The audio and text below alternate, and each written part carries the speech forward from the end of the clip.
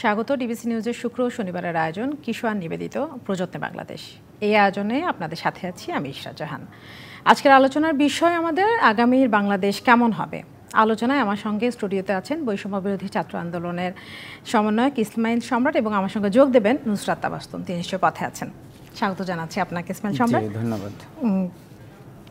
আমি একটু বহু বচনে বলতে চাই যে আপনাদের ভাবনায় যেটা আজকে আমরা বিষয় ঠিক করেছি, আগামীর বাংলাদেশ কেমন হবে, শুনি আপনার কাছ থেকে।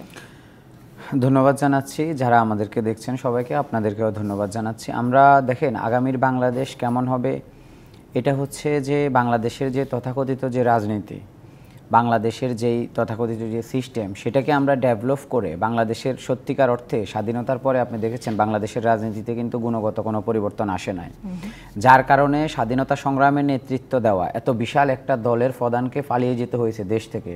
এটা কেন হয়েছে? দীর্ঘ 15 বছরের যে রাজনৈতিক অপশাসন, যেই একতরফা নীতি, অর্থাৎ দলীয় একটা দলের উদ্যোগীও তিনি ব্যক্তি যখন অ্যারোগেন্ট হয়ে গেছে, পরপর 3টা জাতীয় নির্বাচন যখন বিনা ভোটে হয়েছে, এই যে আমাদের যে কাদা চোরাচুরির রাজনীতি, লাশের রাজনীতি, দোষারোপের রাজনীতি, তো এই সব কিছু থেকে আমরা বেরিয়ে এসে প্রকৃত অর্থে একটা মানে বৈষম্যহীন একটা সাম্যের বাংলাদেশ আমরা প্রতিষ্ঠা করতে চাই, যেটা আমাদের মুক্তিযুদ্ধের যে 4টা নীতি আমরা মনে করি সেটাকে আমরা অবলম্বন করতে চাই। এই মানবিক মর্যাদা, সামাজিক ন্যায় বিচার এবং আপনার এগুলোই হচ্ছে আমাদের মূল বিষয়। আর সবচেয়ে বড় কথা হচ্ছে দেখেন, বাংলাদেশের আজকে প্রতিটা বিষয়কে কিন্তু সংস্কার করা দরকার। বাংলাদেশ পুলিশকে ঢেলে সাজাতে হবে, বাংলাদেশের বিচার বিভাগকে ঢেলে সাজাতে হবে, বাংলাদেশের নির্বাচন কমিশনকে, মানে প্রকৃত অর্থে আমরা একটা স্বাধীন নির্বাচন কমিশন বলতে যা বুঝাই সেই নির্বাচন কমিশন প্রতিষ্ঠা করতে হবে। প্রকৃত অর্থে আমরা বিচার বিভাগ বলতে, স্বাধীন বিচার বিভাগ বলতে যেটা বুঝাই সেটা, অর্থাৎ দলীয়করণের বাহিরে গিয়ে আমরা দেখেছি বাংলাদেশে স্বাধীনতার পরে কিন্তু স্বাধীন বিচার বিভাগ আমরা পলিটিক্যাল মানে অ্যালায়েন্সের বাইরে গিয়ে, অর্থাৎ নির্বাহী বিভাগের হস্তক্ষেপ মুক্ত কিন্তু আমরা কোনো বিচার বিভাগ দেখি নাই, স্বাধীন নির্বাচন কমিশন দেখি নাই, স্বাধীন পুলিশ বিভাগ দেখি নাই, এই প্রত্যেকটা অর্গানকে স্বাধীন দুর্নীতি দমন কমিশন আমরা দেখি নাই। তো এই প্রত্যেকটা অর্গানকে আমাদের ঢেলে সাজাতে হবে। আমরা মনে করি যে বাংলাদেশে স্বাধীনতার পরে অনেক সরকার এসেছে, কিন্তু আপনি বিপ্লবী সরকার আসে নাই। মানে এত বড় একটা অভ্যুত্থানের পরে যে সরকার আসে সেটা হচ্ছে বিপ্লবী সরকার। তো এই বিপ্লবী সরকারের একদিকে হচ্ছে অনেক চ্যালেঞ্জ আছে মানে কাজ করার, অন্যদিকে হচ্ছে তাদের আবার অনেক সহযোগিতা আছে, কারণ তাদের সাথে সারা বাংলাদেশের ছাত্র সমাজ আছে, নির্দিষ্ট কোনো দল নেই। আপনি যদি দেখেন যদি আপনি বাংলাদেশের যত বড় দলই হোক না কেন, নির্দিষ্ট দল দেখলে তাদের কর্মী শুভাকাঙ্ক্ষীর সংখ্যা হচ্ছে সীমিত। আর আমরা যারা ছাত্র এবং নাগরিক যে অভ্যুত্থান করেছি, এখানে মনে করেন 20 মানে কোটি বাংলাদেশের মধ্যে ধরেন 18 কোটি আমাদের সাথে আছে। আপনি যদি তর্কের খাতিলে ধরে নেন, তাহলে এই যে একটা বিশাল সাপোর্ট একদিকে আছে, অন্যদিকে হচ্ছে কাজ করার জন্য বিশাল চ্যালেঞ্জও আছে এই সরকারের। তা আমি মনে করি আমরা ছাত্র এবং যুব সমাজের পক্ষ থেকে, নাগরিক সমাজের পক্ষ থেকে আমরা যিনাকে আমরা এই বিপ্লবী সরকারের প্রধান উপদেষ্টা হিসেবে করেছি, সারা বিশ্বে কিন্তু তিনি পরিচিত একটা মুখ। অর্থাৎ আন্তর্জাতিকভাবে যেই এই বাধাগুলো, সেই বাধাগুলোকে প্রতীক্ষা করে, অর্থাৎ দোষারোপের যে রাজনীতি, মানে ডক্টর মোহাম্মদ ইউনূসকে আপনি চাইলে কিন্তু কোনো রাজনৈতিক দল কোনো ব্লেম দিতে পারবেন না, কারণ তার অতীত ইতিহাস কিন্তু বিশ্ববাসীর কাছে পরিষ্কার, জাতিসংঘের কাছে পরিষ্কার, আমেরিকা, ইউরোপীয় ইউনিয়ন, এই প্রত্যেকটা জায়গায়। তো এটা হচ্ছে কাজ করার তিনার একটা বড় আমি মনে করি সুযোগ আছে। এবং আমাদের এই বিপ্লবী সরকার বাংলাদেশে প্রত্যেকটা বিষয় এমন কিছু আমূল পরিবর্তন আনবে। বাংলাদেশ যতদিন থাকবে ডক্টর মোহাম্মদ ইউনূসকে মানুষ স্মরণ করবে, বৈষম্য বিরোধী ছাত্র আন্দোলনকে স্মরণ করবে, সেরকম কিছু পরিবর্তন আসবে, সেটা সময়ের সাথে সাথে আপনারা নিশ্চয়ই দেখতে পারবেন। একটু জানতে চাই যে মানে আগামীর যে বাংলাদেশের কথা বলছেন আপনি, বিভিন্ন জায়গায় রিফর্মের কথা বলছেন, হ্যাঁ, সেই জায়গাটায় আপনাদের কোনো পরিকল্পনা আছে কিনা যে কি করা উচিত বা কি করা যেতে পারে? দেখেন, আমাদের তো অবশ্যই পরিকল্পনা আছে, যেহেতু আমরা এত বড় একটা ছাত্র আন্দোলনের পরে ওই আন্দোলনটা আবার এই নাগরিকদের সাথে সম্পৃক্ত হয়ে, অর্থাৎ ছাত্র জনতার একটা আন্দোলন হয়েছে। তো সেই আন্দোলন যদি আমরা নির্দিষ্ট কোনো ব্যক্তি বা নির্দিষ্ট কোনো দলের উপর ছেড়ে দিই, তাহলে কিন্তু আমাদের কাঙ্ক্ষিত অর্জন হবে না। বৈষম্যহীন বাংলাদেশ, সত্যিকার অর্থে আমরা যেই একটা সাম্যের বাংলাদেশ চাচ্ছি, সেটা হবে না।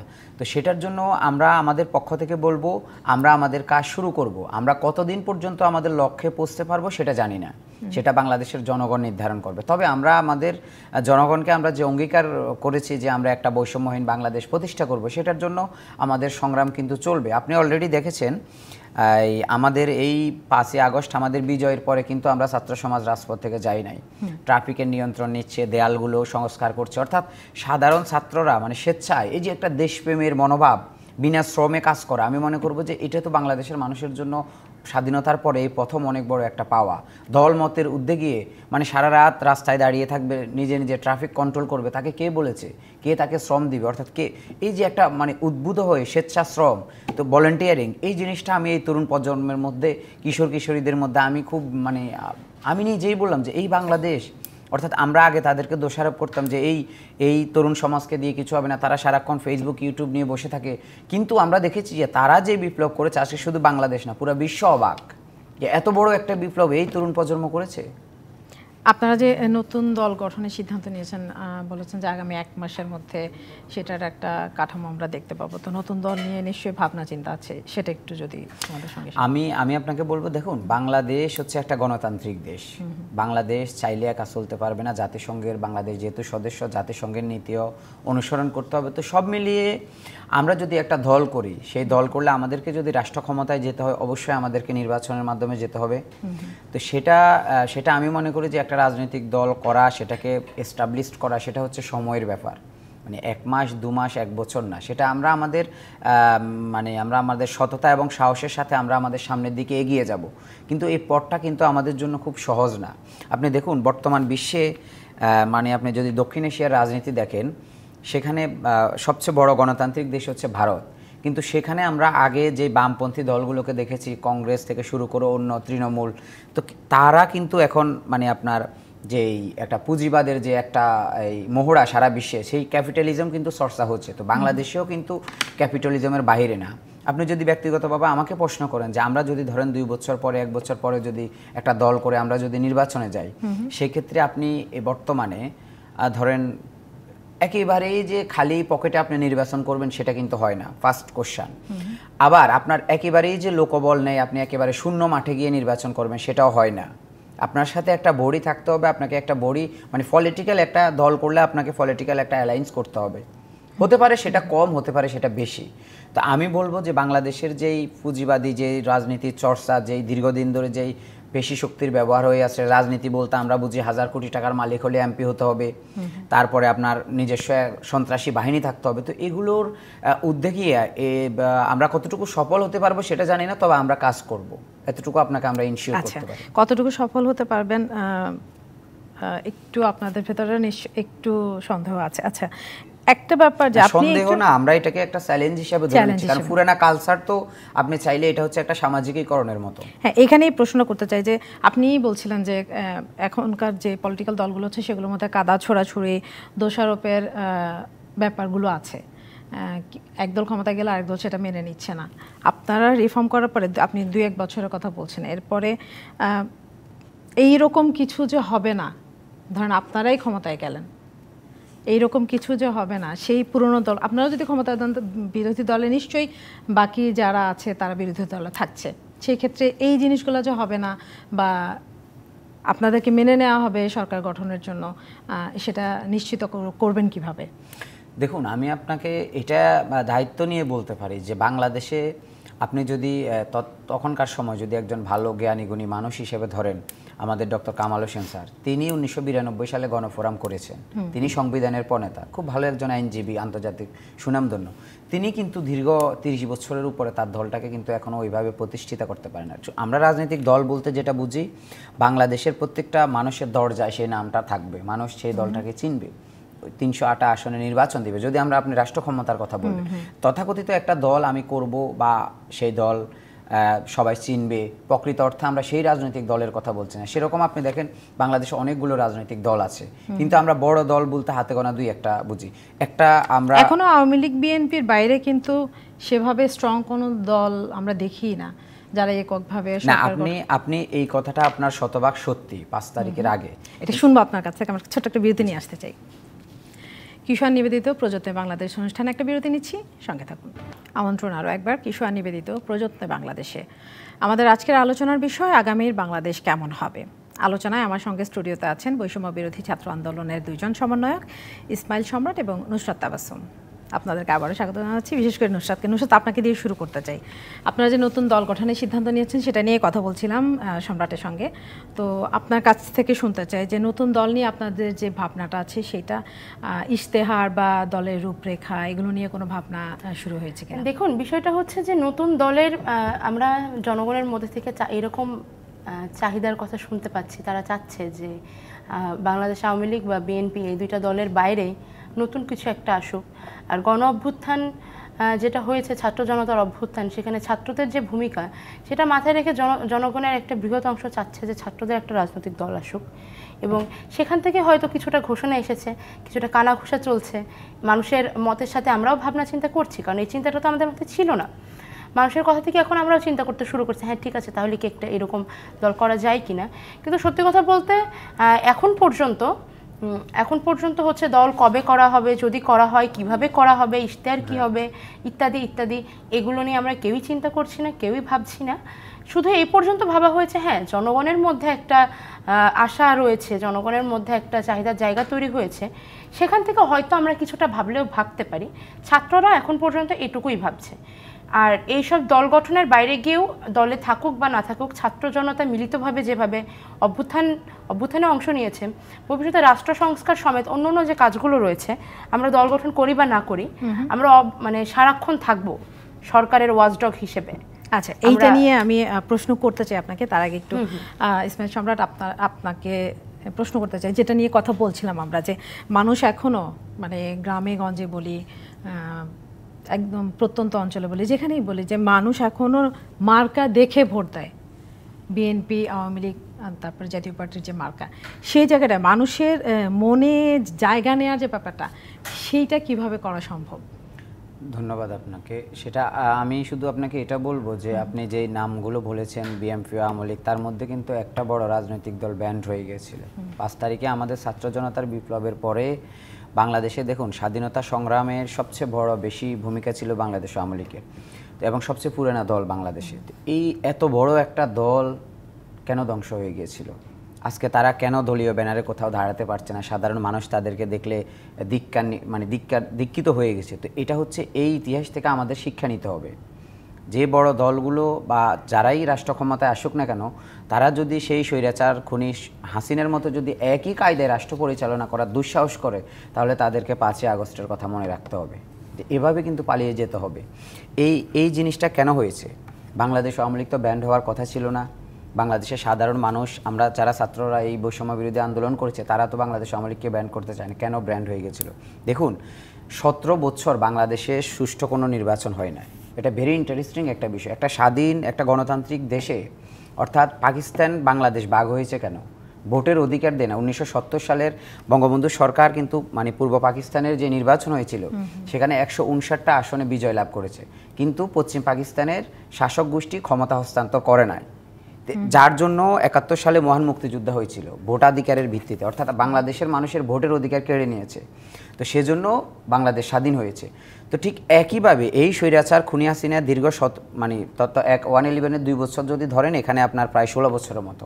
তো এই যে সময়টা বাংলাদেশে কোনো সুষ্ঠু নির্বাচন হয় নাই, এক একটা নির্বাচন এক একটা মোড়কে হয়েছে, অর্থাৎ গণতন্ত্রের নতুন করে সংজ্ঞায়িত করেছে, নতুন করে রূপ দিয়েছে। মানে দলীয় প্রার্থীদের পাশ করানোর জন্য যা মোটিভাই করা দরকার তাই করেছে। তো এই যে পুরনো ভোটের সংস্কৃতিটা ভেঙে দিয়ে যখন বাংলাদেশের রাজনীতিকে একটা বিনা ভোটের মানে নির্বাচনে নিয়ে গেছে, তখন কিন্তু সাধারণ মানুষ, এই যে দেখুন, আমি কিন্তু এই বয়সে, আমার বয়স এখন 29 বছর, আমি কিন্তু কোনো ভোট দিতে পারি না। কেন? বাংলাদেশে প্রকৃত অর্থে কোনো সুষ্ঠু নির্বাচন হয়নি। মানে এমন বাংলাদেশের মানুষের মধ্যে একটা চিন্তা হয়ে গেছে যে আমি ভোট দেব, ভোট দিলেও যে প্রার্থী হবে, না দিলেও সে প্রার্থী হবে, তার মানে আমার কষ্ট করে ভোট দেওয়ার দরকার নেই। এই পুরনো সংস্কৃতিটাকে ভেঙে প্রকৃত অর্থে বাংলাদেশে এখন একটা সুষ্ঠু নির্বাচন, মানে বাংলাদেশের মানুষ তার ভোটের অধিকার ফিরিয়ে দেওয়া, আমি মনে করি এটা হচ্ছে গণতান্ত্রিক রাষ্ট্র হিসাবে 1 নাম্বার চ্যালেঞ্জ এই বিপ্লবী সরকারের। এখন ভোটের মাধ্যমে জনগণ যাকে চায় সেই রাষ্ট্র ক্ষমতায় আসবে। জনগণ যদি আমাদেরকে চায়, আমরা আসবো। জনগণ যাকে চায় XYZ, তবে আমাদের কথা হচ্ছে একটা সুষ্ঠু নির্বাচন। এবং নির্বাচন কমিশনকে মানে তথাকথিত স্বাধীন না, প্রকৃত অর্থে বাংলাদেশে একটা স্বাধীন নির্বাচন কমিশন, সেটা সংবিধানে আইন করে করতে হবে। ধরুন আমাদের যে নতুন দলের কথা হচ্ছে বা XYZ যারাই ক্ষমতায় আসে, তাদের মাথায় থাকতে হবে যে 5 বছর পরে আমি জনগণের দুয়ারে আবার যেতে হবে ভোটের জন্য। আমি নির্বাচন কমিশনকে আমার পক্ষে নিয়ে আবার তথাকথিত একটা ডামি নির্বাচন করব, ভোট ডাকাতি নির্বাচন করব, এই দুঃসাহস যেন বাংলাদেশের কোনো রাজনৈতিক দল কোনো ব্যক্তির মাথায় না আসে, মানে প্রকৃত অর্থে। এবং যারা অপরাধী সে যেই দলেরই হোক না কেন, তাকে বিচারের মুখোমুখি হতে হবে। প্রকৃত অর্থে একটা স্বাধীন বিচার বিভাগ, এই দুটো জায়গা যদি বাংলাদেশে ঠিক করা যায়, আমি মনে করব বাংলাদেশের রাজনীতিতে, বাংলাদেশের প্রতিটা ক্ষেত্রে আমূল পরিবর্তন হবে। আপনি দেখুন, দিন শেষে আমি যদি মানে মনে করি যে আমি যে অপরাধটা করছি আমি সেটা বিচারের মুখোমুখি হতে হবে, আমার বিবেক কিন্তু আমাকে বাধা দিবে একদিকে, অপরদিকে আমাকে রিয়েলিটি বাধা দিবে যে দূর আমি এখন এটা করতেছি, কিছুদিন পরে তো আমাকে বিচারের মুখোমুখি হতে হবে। তো এই জিনিসটা যখন আসবে, অপরাধ, দুর্নীতি, করাপশনটা কমে যাবে। আর সুষ্ঠু নির্বাচন যখন বাংলাদেশে প্রতিষ্ঠিত আকারে থাকবে, তখন আমরা রাজনৈতিকরা দেশপ্রেমিক হতে বাধ্য। আমরা অ্যারোগেন্ট হব না, স্বৈরাচার হব না, ফ্যাসিস্ট হব না। কেন? 5 বছর পরে তো আবার আমাকে জনগণের কাছে ভোটের জন্য যেতে হবে। তো এই জিনিসগুলো ক্লিয়ার করতে হবে। আমি মনে করি এটা বিপ্লবী সরকারের অন্যতম কাজ, বাংলাদেশ পুলিশকে প্রকৃত অর্থে জনগণের পুলিশ হিসেবে তৈরি করা। এই সুষ্ঠু নির্বাচন নিয়ে একটু নুসরাত আবাসম যদি আপনার কাছে আসি, সুষ্ঠু নির্বাচন করার জন্য যে প্রস্তুতি দরকার, সেই প্রস্তুতি নেওয়ার জন্য আপনারা যে রিফর্ম করার কথা বলছেন, সবকিছু মিলাই আপনারা এই অন্তর্বর্তীকালীন সরকারকে কত সময় দিতে চান? অন্তর্বর্তীকালীন সরকার যখন গঠিত হয় সেই সময় কতখানি সময় তারা চাচ্ছে বা কতখানি সময় তারা পাচ্ছে সে বিষয়ে কোনো ঘোষণা আসেনি। বক্তব্যটা এরকম ছিল যে রাষ্ট্র সংস্কারের জন্য যতটুকু সময় প্রয়োজন। এখন রাষ্ট্র সংস্কার কতখানি হয়েছে এই স্কেলটা কে ঠিক করবে? এই স্কেলটা ঠিক করবে জনগণ। জনগণ কিভাবে ঠিক করবে? দেখুন, কিছু কিছু সেক্টর আছে সেগুলো এতটাই করাপ্টেড এবং এতটাই ডিস্ট্রয়েড হয়ে আছে এই মুহূর্তে যে সেগুলো ঠিক না করে কোনোভাবেই নির্বাচন দেওয়া সম্ভব না। কিন্তু একই সঙ্গে একটি গণতান্ত্রিক দেশে অধিক সময় ধরে নির্বাচিত সরকার ছাড়া দেশ চলতেও পারে না। ইতিমধ্যে যেটা সম্রাট ভাই একটু আগে যেটা বললেন, বাংলাদেশ কিন্তু ইতিমধ্যে আমরা 17 বছর নির্বাচিত সরকার, মানে 2008-এর পর থেকে নির্বাচিত সরকার আমরা আর দেখিনি। কারণ 14 সালের যে ইলেকশন সেটা ছিল বিনা প্রতিদ্বন্দ্বিতায় হওয়া নির্বাচন, 18 সালের নির্বাচন ছিল রাতের নির্বাচন, আর 24 সালে হলো সবচেয়ে নোংরা গেমটা, ডামি ইলেকশন। তো বাংলাদেশ অনেকদিন ধরে ইলেক্টেড গভর্নমেন্ট কেমন হয় সেটা বাংলাদেশ দেখেনি। তো আমার মনে হয় না যে খুব বেশি দিন বাংলাদেশের জনগণ ইলেক্টেড গভর্নমেন্ট ছাড়া থাকতে রাজি হবে। কিন্তু একই সঙ্গে যে নির্বাচনের যে ব্যবস্থাটা, এই ব্যবস্থাটা আমূল পরিবর্তন আনাটা খুব জরুরি। যেমন ডিজিটাল ভোট প্রদান, ইভিএম এর যে ব্যাপারটা, এটা নিয়ে মানুষের মনে অনেক দ্বন্দ্ব আছে। ইনফ্যাক্ট গত ইলেকশনের সময় এই ধরনের কিছু প্রশ্ন উঠেছিল, কিছু আপত্তি উঠেছিল যে বাটনেই দেওয়া হোক না কেন ভোট চলে যায় যে কোনো একটা নির্দিষ্ট। তো এই ধরনের এই জিনিসগুলো আমার মনে হয় যে সরকার চলে গিয়েছে সে তো চলেই গিয়েছে, এখন যে সরকার রয়েছে এই সমস্ত প্রশ্নের উত্তর তৈরি না করা পর্যন্ত তারা বাংলাদেশের যে এখন যে অস্থিতিশীল অবস্থা, এই অবস্থাতে নির্বাচন দেওয়াটা ব্যাকফায়ার করবে এবং দেশের জন্য হানিকর হবে। যতদিন না অন্তর্বর্তীকালীন সরকার সবগুলো প্রশ্নের উত্তর আনতে পারছে এবং পুরো ব্যবস্থাটাকে সংস্কার করতে পারছে, ততদিন নির্বাচন দেওয়ার মতো বা একটা নির্বাচন সহ্য করার মতো অবস্থা দেশের হবে বলে আমার মনে হয় না। আচ্ছা, সেই ক্ষেত্রে তার মানে একটা লম্বা সময় মোটামুটি ধরে নেওয়া যায় যে অন্তর্বর্তীকালীন সরকার থাকছে। না, লম্বা সময় হতে হবে বিষয়টা এমন না, কারণ লম্বা সময়ের তো মানে কতটা সময় লম্বা বলে ধরে নিচ্ছেন। কিন্তু এখানে একটা বিষয় বলা যেতে পারে যে যদি অন্তর্বর্তীকালীন সরকার যখন গঠিত হলো তখন জনগণের যে পার্সপেক্টিভ, জনগণের এই সরকারকে যে দেখার দৃষ্টিভঙ্গি বা সরকারের কাছে চাওয়া পাওয়ার যে শব্দগুলো, যে ভাষাতে মানুষ এই সরকারকে স্বাগত জানিয়েছে, সেটা থেকে আমার মনে হয় জনগণ যদি সাপোর্ট দিয়ে থাকে তাহলে এই সরকারে বেশি দিন সময় লাগবে না। দেখেন, একটা গণতান্ত্রিক দেশে যদি আইন শৃঙ্খলা রক্ষাকারী বাহিনী না থাকে তাহলে একটা দেশ 24 ঘন্টা টিকতে পারে না। সেখানে কিন্তু বাংলাদেশ একটা লম্বা সময় সার্ভাইভ করে গিয়েছে। কেন? কারণ ছাত্ররা মাঠে ছিল, জনগণ রাস্তায় ছিল।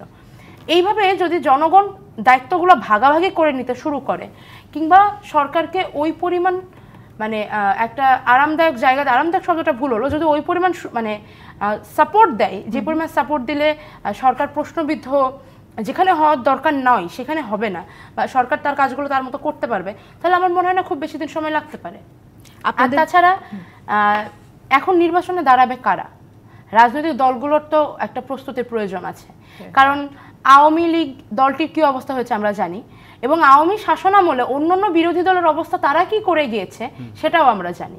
এখানে যদি প্রশ্ন করি যে লম্বা সময় একটা মানসিকতার মধ্যে দিয়ে এই দলগুলো গিয়েছে, মানে কত দ্রুত সময় বা কতটা সময় লাগতে পারে তাদের এই মানসিকতা পরিবর্তনেরও কিন্তু একটা ব্যাপার আছে। আপনারা যেগুলো বলছেন সেগুলো মানসিকভাবে নেয়ার ব্যাপার আছে, সামাজিক সংস্কারেরও প্রয়োজন রয়েছে, কিন্তু বিষয়টা হচ্ছে আসলে ঠিক কত দিনের মধ্যে কাজটা করা সম্ভব এই ধরনের ভবিষ্যৎবাণী আমার মনে হয় না যে আমি করার কেউ বা আমি এটা করতে পারি। তবে আমাকে যদি জনতার মধ্যে দাঁড়িয়ে কথাটা বলতে বলেন তাহলে আমার মনে হয় যে জনগণ এই পর্যন্ত গত 10 দিন যেভাবে কাজ করেছে বা যেভাবে সাপোর্ট দিয়ে গেছে তাতে দিনের সংখ্যাটা খুব বেশি হবে না।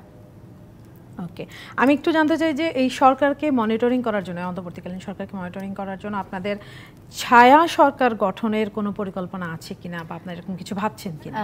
ছায়া সরকার গঠনের প্রক্রিয়াটা খুবই জটিল, কিন্তু হ্যাঁ অবশ্যই আমরা আমাদের দেশকে লম্বা সময় ধরে দুঃশাসনের মধ্যে দিয়ে যেতে দেখেছি। স্বৈরাচারের সব থেকে নিকৃষ্টতম রূপ আমরা দেখে ফেলেছি এবং চরম রক্তক্ষয়ী একটা সংগ্রামের মধ্যে দিয়ে আমরা আমাদের দেশের স্বাধীনতাকে পুনরুদ্ধার করতে পেরেছি। এরপরে আমরা আর কখনোই কোনো সরকারকে, কোনো রাজনৈতিক দলকেই ফুলশয্যায় বসে থেকে রাজনীতি করতে আমরা দেব না। আমরা পাহারাদার হিসেবে থাকব, আমরা ওয়াচডগ হিসেবে থাকব, আমরা প্রেশার গ্রুপ হিসেবে থাকব। প্রেশার গ্রুপ হিসেবে আপনারা কিভাবে কাজ করবেন সেটা একটু জানবো। আমি একটা ছোট বিরতি নিয়ে আসতে চাই। কিশোর নিবেদিত প্রযত্নে বাংলাদেশ অনুষ্ঠানে আরেকটা বিরতি নিচ্ছি, সঙ্গে থাকুন। আমন্ত্রণ আরও একবার কিশোর নিবেদিত প্রযত্নে বাংলাদেশে। আমাদের আজকের আলোচনার বিষয় আগামীর বাংলাদেশ কেমন হবে। আলোচনায় আমার সাথে আছেন বৈষম্য বিরোধী ছাত্র আন্দোলনের 2 জন সমন্বয়ক ইসমাইল সম্রাট এবং নুসরাত তাবাসসুম।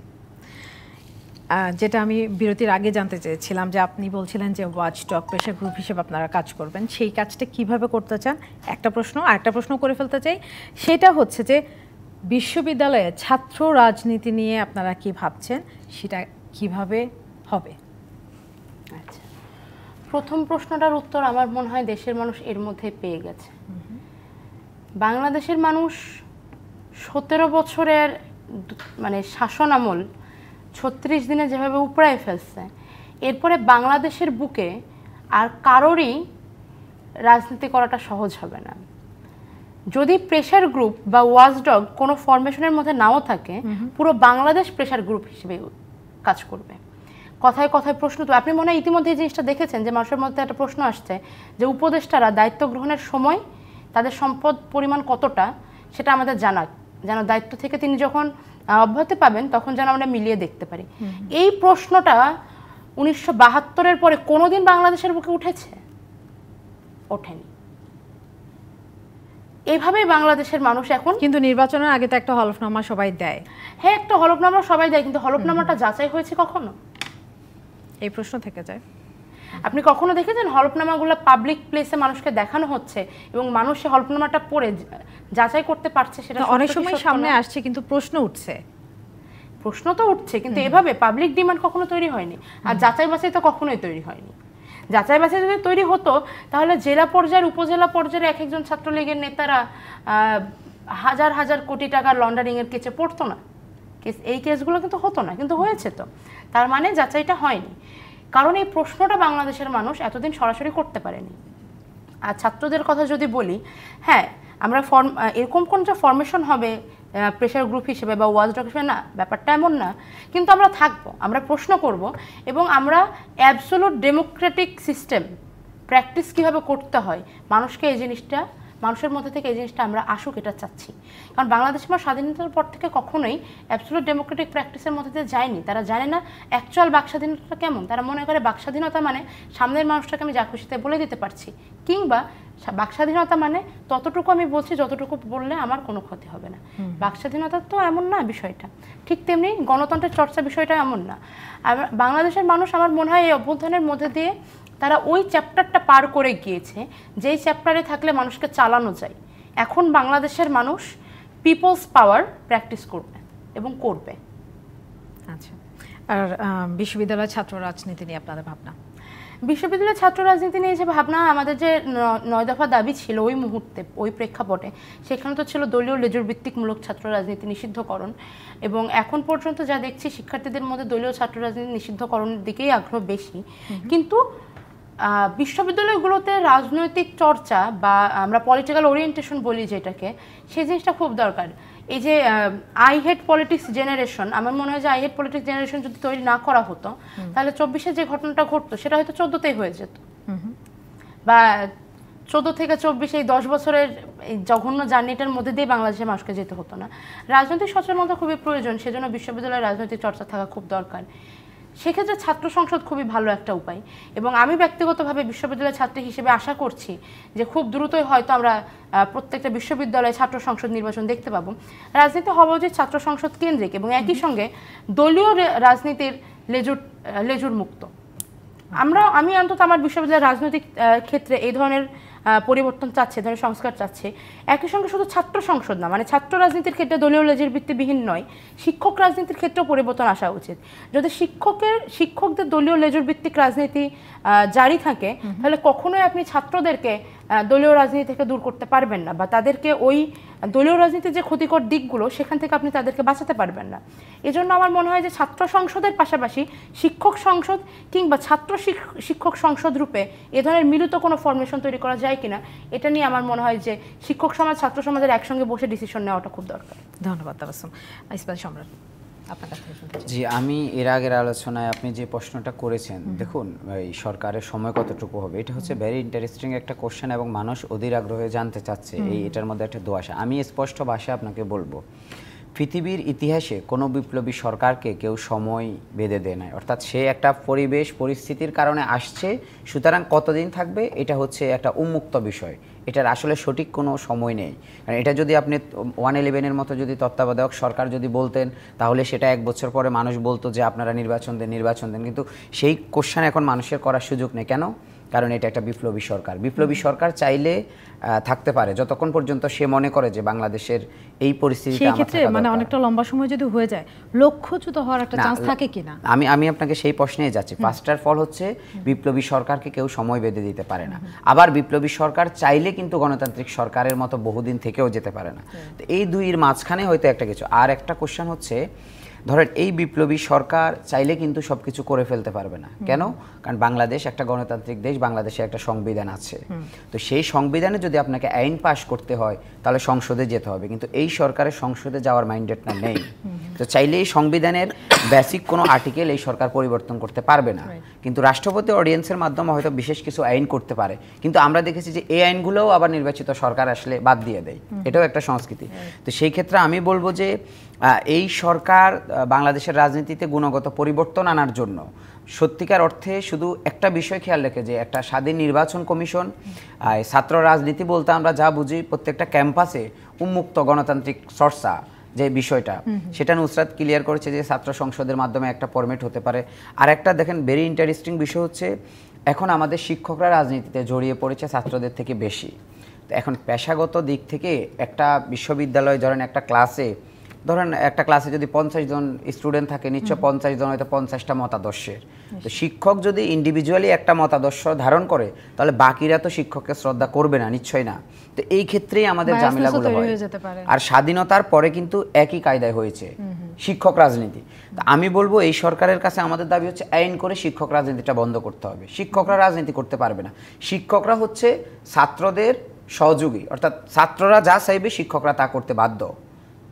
যেমন ধরেন ঢাকা বিশ্ববিদ্যালয়ের ছাত্র সমাজ সিদ্ধান্ত নিয়েছে বিশ্ববিদ্যালয়ের স্বার্থে এই আইন পাশ করতে হবে, এই আইন শিক্ষকদেরকে পাশ করতে হবে বিসিকে, অর্থাৎ প্রত্যেকটা বিশ্ববিদ্যালয় কিন্তু সরকারি বিশ্ববিদ্যালয় আপনি জানেন সেটা কিন্তু স্বাধীন একটা বিশ্ববিদ্যালয়, মানে সেটার সাথে রাষ্ট্রের সম্পর্ক নেই, অন্য স্বায়ত্তশাসিত। তো সেই জায়গায় আমি বললাম যে বিশ্ববিদ্যালয়ের বিসিগুলো নিয়োগ করার ক্ষেত্রে আমরা দেখেছি যে একদলীয়।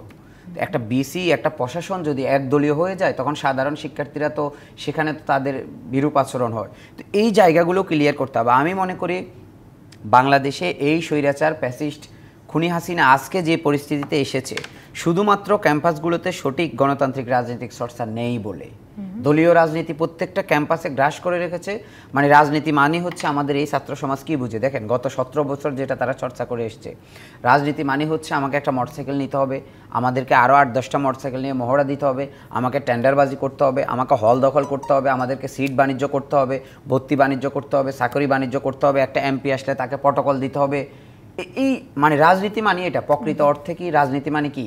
ধরেন রাজনীতি মানে কি আমাদের বাংলাদেশের, আমি মনে করব প্রত্যেকটা প্রতিষ্ঠানে সপ্তাহে একদিন করে হলেও রাজনৈতিক চর্চা, এই নুসরাত যেটা বলছে পলিটিক্যাল ওরিয়েন্টেশন ক্লাস, সেটা মানে লিপিবদ্ধ করে চালু করা দরকার।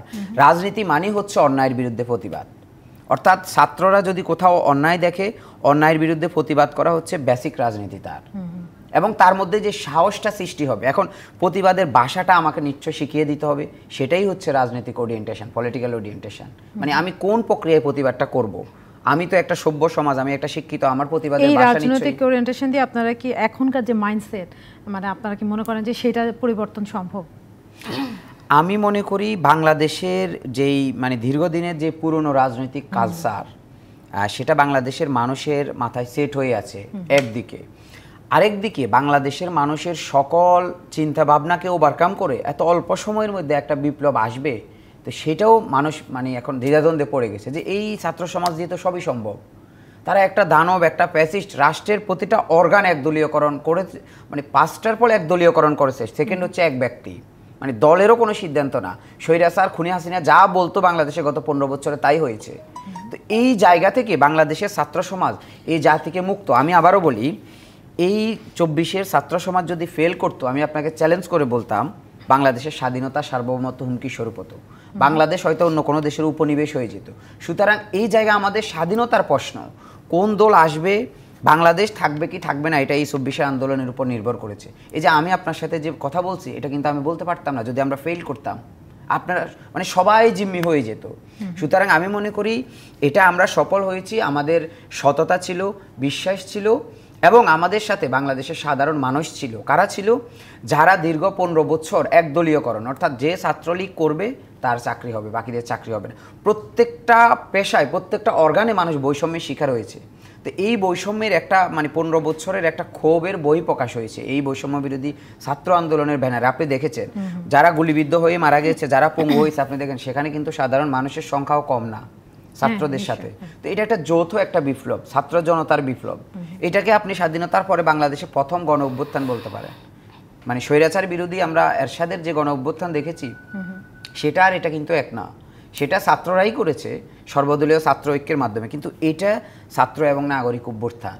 তা আমি শুধু জনগণকে এটা মানে বাংলাদেশের মানুষকে এটা বলতে পারি জি, যে বাংলাদেশের রাজনীতিতে প্রকৃত অর্থে গুণগত পরিবর্তন আসবে, এটা না এসে কোনো সুযোগ নেই। অসংখ্য ধন্যবাদ ইসমাইল সম্রাট, ধন্যবাদ নুসরাত তাবাসসুম আজকে আমাদের সঙ্গে যোগ দেওয়ার জন্য। শেষ করছি কিশোয়ান নিবেদিত প্রযত্নে বাংলাদেশের আজকের আয়োজন। ডিবিসির সঙ্গে থাকুন।